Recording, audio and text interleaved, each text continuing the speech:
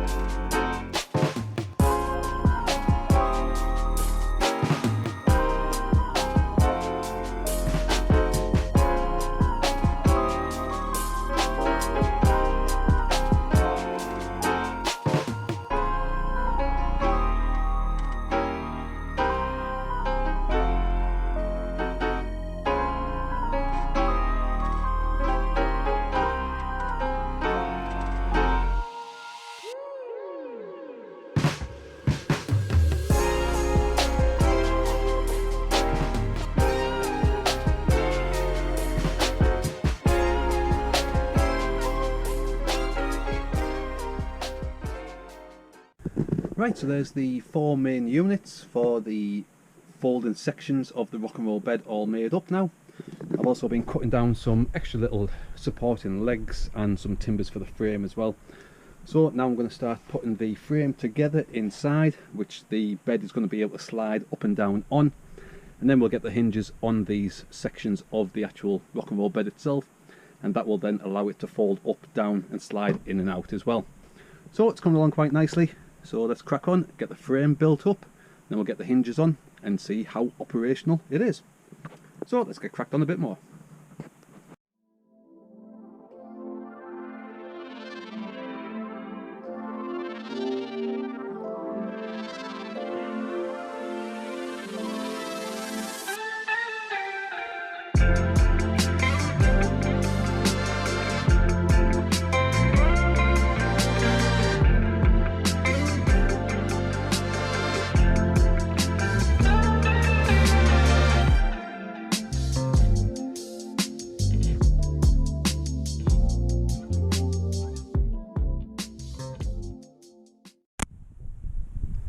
Right, so that's the internal frame pretty much built, and as I say, this is just a supporting frame to allow the main parts of the rock and roll bed to slide along as it's getting pulled up and down when it's going down into the bed, and getting pulled back up into when it's going to be into the sofa position.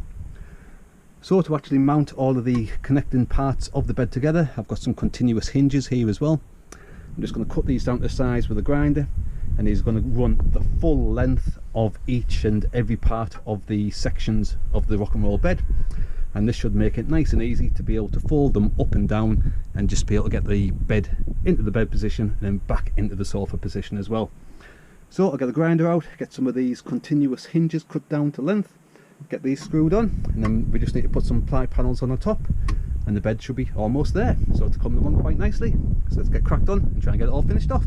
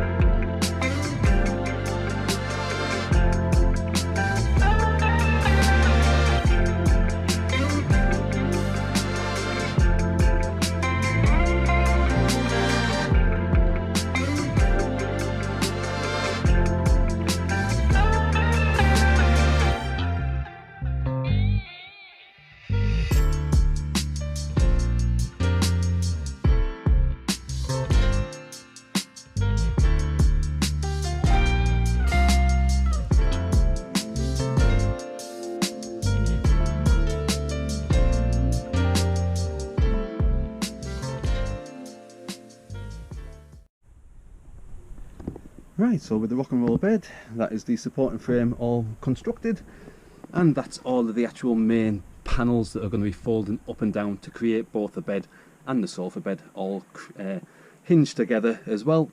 So now we've just got to get this back inside, get it mounted onto the frame, and that'll be the full rock and roll bed frame pretty much all constructed.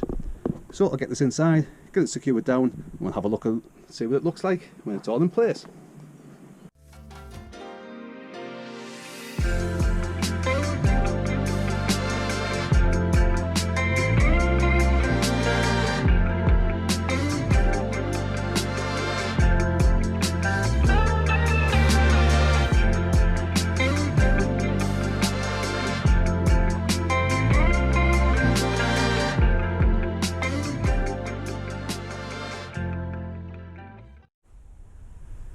Right guys, so there we go. That is the rock and roll bed, frame and the folding mechanisms all fully finished now.